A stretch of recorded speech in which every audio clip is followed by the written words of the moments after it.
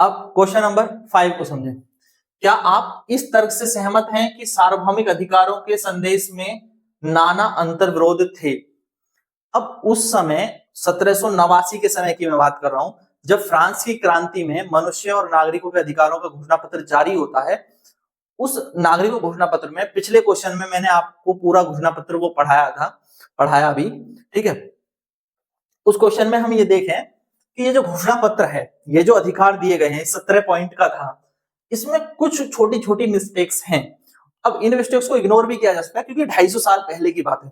बाद में लोगों ने जितना और गहराई में समझा, फिर उनमें सुधार हुए।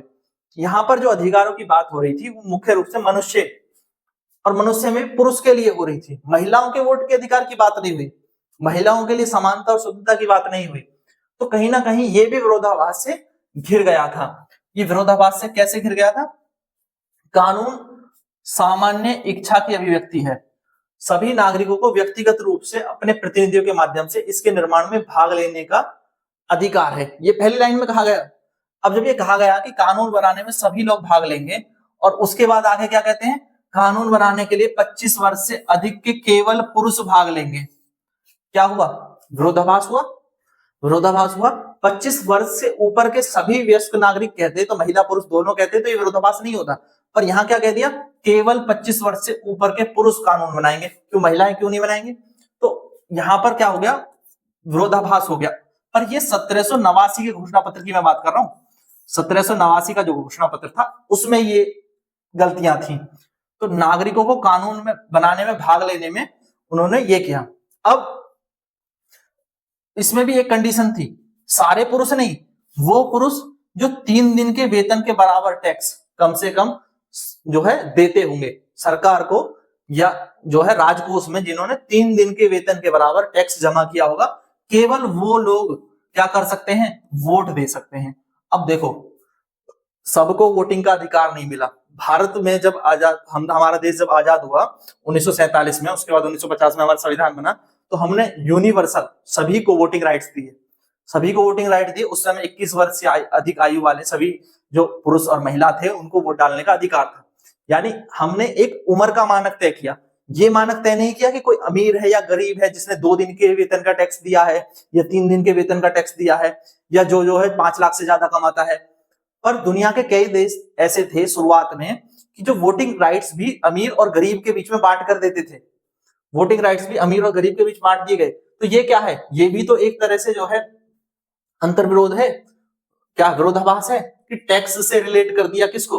वोटिंग राइट्स को। महिलाओं को वोटिंग का राइट अधिकार है ही नहीं, और पुरुष में भी 25 साल से ऊपर के वो पुरुष जो टैक्स देते हो, और कितना टैक्स देते हो? 3 दिन के वेतन से ज्यादा का टैक्स देते हो। तो फ्रांस में ये सब हुआ। शेष पुरुष और महिला क्या है? वो निष्क्रिय नागरिक हैं, इनएक्टिव सिटीजन। अब एक्टिव सिटीजन और इनएक्टिव सिटीजन 2 भागों में बांट दिया गया लोगों को। लोग भी कितने भागों में बट गए? एक्टिव और इनएक्टिव में। एक हो गए एक्टिव और एक हो गए इनएक्टिव। इनएक्टिव कौन है? जो 25 साल से कम है, या फिर जिन्होंने टैक्स नहीं दिया। अब जिन्होंने टैक्स नहीं दिया तो वो वोट भी नहीं देंगे। बड़ी अजीब सी बात है नहीं है? तो बड़ी अजीब सी बात यहां पर यह होती है कि उनका वोटिंग राइट छीन लिया गया। टैक्स नहीं दिया तो वोट नहीं दोगे। इसलिए सार्वभौमिक अधिकारों का जो है संदेश स्पष्ट नहीं था। 1789 में जो सार्वभौमिक अधिकारों की घोषणा पत्र जारी किया गया था जैकोबियन सरकार के द्वारा, वो स्पष्ट नहीं था। संविधान ऐसा लगता था केवल अमीरों के लिए है।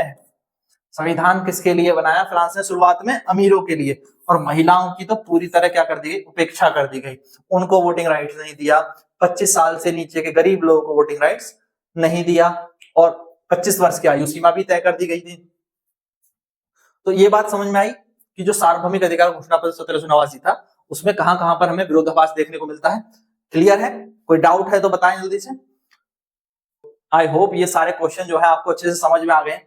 समझ में आ गए हैं तो एक बार लाइक कर दो, वीडियो को शेयर कर दें, और अपने सभी दोस्तों के साथ शेयर जरूर किया करें, और चैनल को सब्सक्राइब करना ना भूलें। इसी तरह के और वीडियोस देखने के लिए प्लेलिस्ट पर जाएं। Thank you, thanks for watching.